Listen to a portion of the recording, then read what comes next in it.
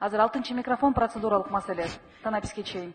Уважаемая Аида Камчебековна, уважаемые коллеги, я хочу внести в повестку дня для голосования вопрос, который связан с тем, что мы обязаны, как парламент, отреагировать на вопиющий, чудовищный случай нападения, избиения на лидера политической партии Атамекен Текибаева Омурбека Черкешевича.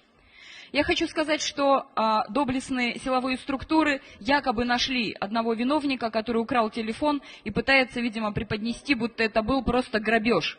Но мы с вами все понимаем, речь идет о политическом заказе, о политическом деятеле. И завтра это может коснуться каждого. Любая ваша неудобная позиция может обернуться тем, что 70 молодчиков в масках среди бела дня окружают, избивают.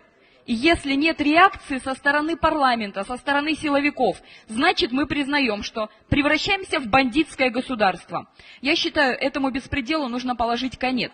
Вчера есть люди, которые опознали некоторых участников этого беспредела. Они могут быть связаны с депутатами городского Кенеша, города Токмак. Должно быть проведено тщательное расследование, есть видеозаписи и так далее. Но для этого необходимо сюда пригласить руководство силовых структур, открыто задать вопросы, призвать к ответственности, к тщательному расследованию. Мы не должны допустить, чтобы такие случаи, во-первых, повторялись, а во-вторых, это прямое политическое давление в период выборной агитации на оппозиционную партию, лидера оппозиционной партии.